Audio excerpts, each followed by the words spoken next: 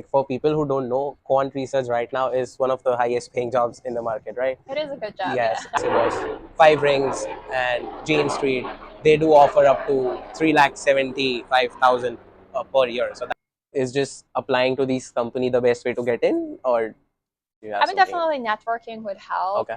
There is the book that I know most of the like quant finance people read. Mhm. It's called Welcome back, guys. Hi. Today's video is focused more on financial engineering and roles after that we can do. And for that, we have a guest right now, Professor Agathe. And she is one of the best ones in financial engineering that I could invite this for this video. And I'm sure that we have a lot to learn from her. And thank you for doing this. great. Thanks for having me here. Of course, of course. Could you start by giving like a intro of yourself so that people can learn more about you? Yeah, sure. I'm Agathe. I'm doing my PhD in financial engineering, and I'm going into my fifth year now. Okay. Um, my background comes from industrial engineering. My undergraduate is in that. I did 1 year of master in financial engineering, and then I got into the PhD program. I'm doing research on contagion risk, systemic risk, On what? Contingent. contagion Okay. risk, and Okay. systemic risk. So using network theory from math and Okay. then applying that into financial data and the applications.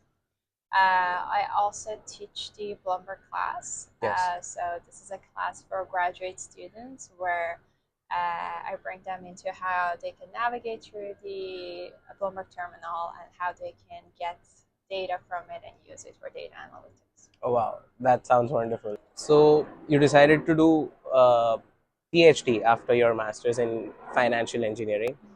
Is there a reason why you decided to do that? I mean, I'm asking this because after FE, there are some of the highest paying jobs out there that you could have gone for. Mm-hmm. Why this over that?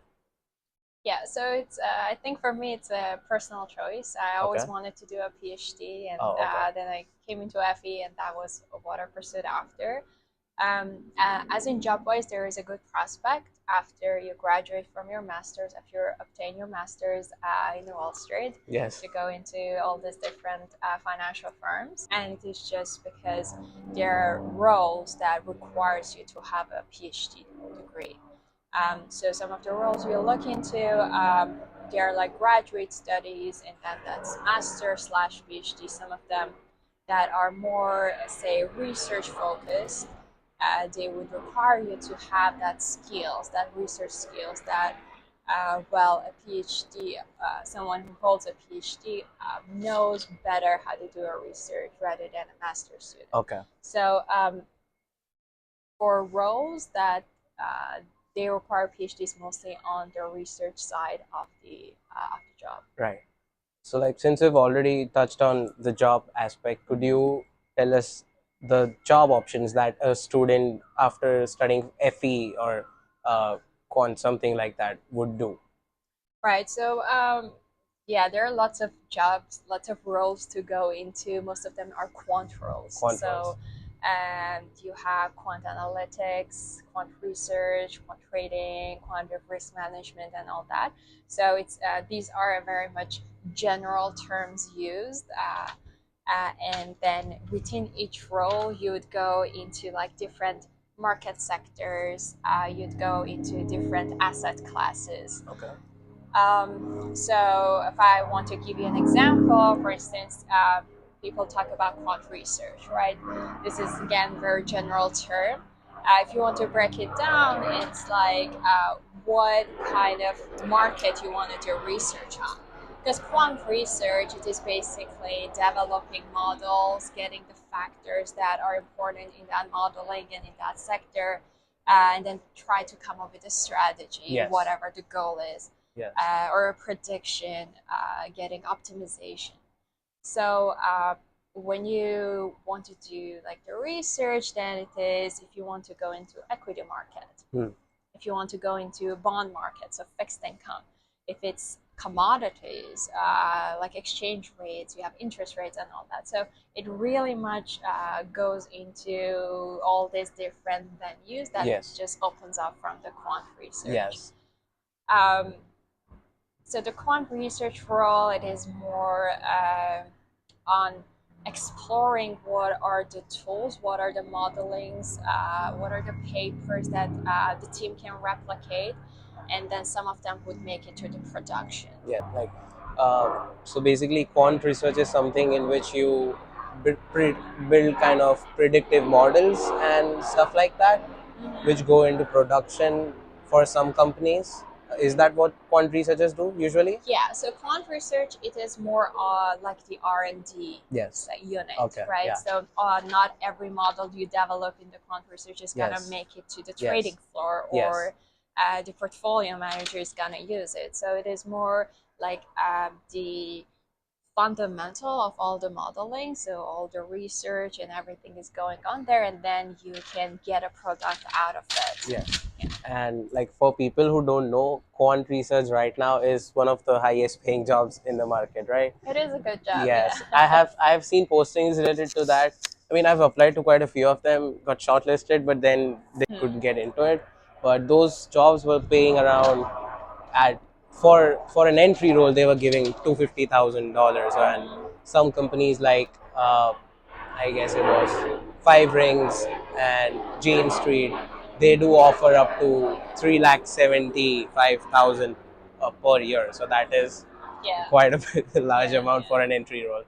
So that is some of, I mean, one of the roles that you would go after FE, and and you could continue about QA after quant Yeah. analysis. Quant analysis, it is more like using those tools, look into, let's say, the outputs, see how the model is doing. Then you have like quant risk management. So this is on the risk side of things. Again, it breaks down what kind of risk you're looking into. Is this is a model risk? This is a systematic risk, Okay. market risk, and so on. So all these different quant roles, again, they just break down into smaller and smaller and more specific roles. Roles, There, yeah. of course. So, what might be like if someone in 2024 wants to go into quant research, FE, or quant analyst role, what might be the core skills that they need to have? Um, so you would see that you have to have a good understanding of statistics and Statistics. Okay. probability for sure.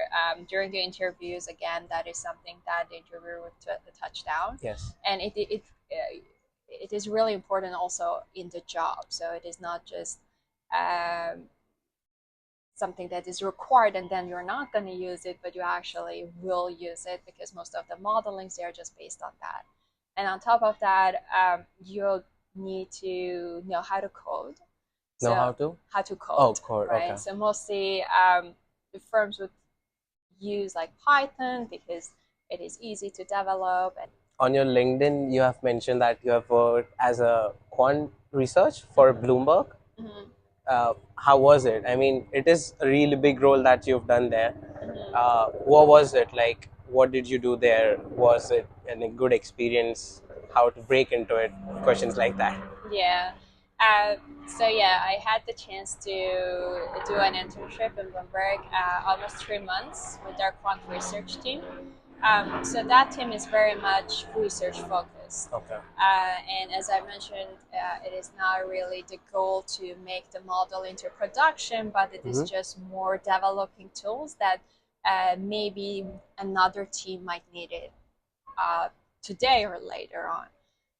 So they had, when I joined, they had different topics that they were working on, different topics that they were researching on, and they were opening up this project on causality.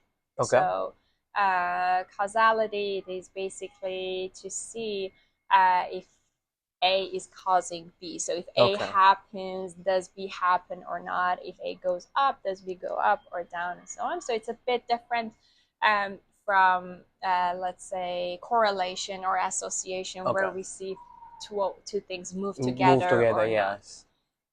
So there was this topic opening up, and I joined the team, joined a smaller team that they were working on this, and we were able to actually get a paper out of it. Oh, wow.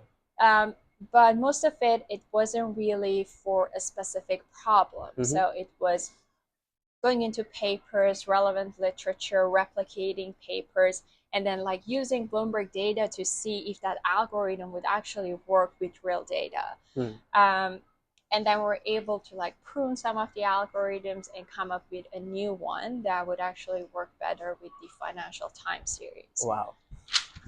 But the team had different projects going on, and they had a really nice library that they would like put in all the projects that they were having. So this was more of an internal thing. So different teams within Bloomberg could actually come and see what are the tools they have, Okay. and if one of those like dashboards would actually be useful for the other team, so they could use it. Wow. That sounded like quite a big job to do. And so it was 3 months. Yes. Okay. And you got a paper published within 3 months? So we started the project and we got it to a good place, but I also kept working on just specifically that paper to get it written down and Wow. get everything ready to That is actually really submit. big. Yeah. So Bloomberg is kind of I would say dream job for most finance people right now. And I'm sure not everyone can get that, but what might be the best things they can do that they can break into big companies like Bloomberg, and which might be other big companies for roles like these? So Bloomberg is more like a fintech company, so it's not like a bank. Yes. In there, it is more tech than finance. Yes. So the finance part of it comes from all the modeling that they do, but they are not traders. They don't execute. They don't invest. So they just provide the information. That is Okay. why it's like a tech company. They have this big data sets about very different kind of financial data, and they also have analysis on top of that. So Okay. they would give you the data, but also the terminal, there are functions you can run, and then it would like give you like the modelings that they've done, analytics about the data, predictions, and so on. So fintech companies has like a big part of software engineers in their teams as well. Yes. So a very big part of the Bloomberg is also this software teams, which are really huge teams, like 40-50 people. And then the other part, it has more financy teams. So these are people coming from financial engineering, quant finance, or like STEM backgrounds, math, physics, and so on. Stats, yeah. Yeah. Also, people coming from like economics or more macro level, macro finance Data scientist things coming in, and yeah, lots of data people also. It's a fintech, so definitely. And kind of the pipeline in a fintech company, from what I understood, is that all these more financy teams, they would develop the model. So these are people who are expert in the subject matter. They understand what kind of like modeling they need to do, what kind of math is behind all the like forecasts and so on. They would develop a prototype. They have the code, and they would write a documentation about the specification of that code from like 0 to 100, how you would implement the code. And then they would send this over to the software engineers, and software engineers are the ones who kind of would make this into a product, right? So you need the theoretical knowledge, definitely, because also when you're going into reading papers or reading other models, you'd see that the fundamentals are there. Okay. So if you're lacking them, you definitely have to catch Work up on there. it. Yes. Of course. And is just applying to these company the best way to get in, or do you have I mean, something? definitely networking would help. Okay. If you have networks to reach out throughout LinkedIn and all that, if you know someone who's working there. And I believe that people are very much welcome if they see that you will bring something to the table, they would give you the chance. Okay. And then afterwards, it's just like interview processes for quant research roles. In general, for the quant roles, specifically for quant research, you would have a combination of math questions, which are like statistics, probability, and also programming. So it is Both more, sides. yeah, giving you a description, and then you gotta like code it on. Uh, but yeah, definitely reaching out to the people is helpful. Um, Also, there are like many seminars or talks going on in different Okay. firms. So I know Bloomberg has this Bloomberg Quant seminars, which is monthly, and they will bring a keynote, and then they would have lightning talks afterwards. Oh, okay. So just attending them, you would see people, and when you go a couple of times, you see same people coming in, and there's a reception after, so you always can connect and network. Yes. So These kind of seminars, these kind of talks, if you have the opportunity, if you're close to New York, since most of them are happening in New York, yes. then I would highly suggest you to go. Okay. It's a good informal opportunity to network Yes. with the people. Okay. I'm sure that people who are right now in the financial engineering or who are studying quant trading stuff, they are the one that can get into this role. But for people who are kind of exploring about this role, who don't have maybe a degree in financial engineering but still want to break into it, do you have any suggestions for them, like any books to read or something like that where they can learn it? So you'd be like surprised that in lots of these job requirements, they don't require you to have a finance background. Okay. So I'm coming from a background that I didn't have a finance Yes. background, and even now, maybe as in financial knowledge, I know very much about like specific markets, specific sector. But all in all, I don't know finance by heart because I'm more on like engineering, more on math side. Yes. And that is the case with all like quant finance, math finance, or even like STEM people. So mostly you should know math. You should know the statistics. You should know the probability, and that doesn't matter if you're from a financial like quant finance background or not. And then the coding side as well. For the interviews, there are books that people read for the quant finance interviews, which has different sectors. Most of the sectors you see, it doesn't have anything to do with finance. Okay. So again, it's just math, like algebra, you have calculus, you have some brain teasers, probability, and then there is like a small part about finance, like the most like fundamental models that at least you should have heard by your but during your interview process, they don't really go into much of finance things. Wow. Or if they ask you, it is a very much basic logical question just to see how you think. So it is not really give me the like formula for this. It is more like how you would approach this kind of situation. Okay.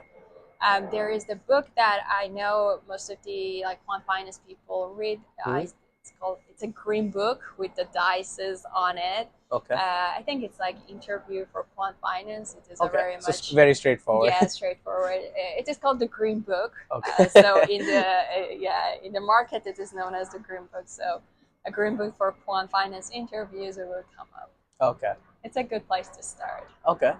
I was researching about this and I stumbled upon a book called How to Build Your Own Quantitative Business. It's by Ernest P. Cheng. I'm not sure if you heard about it.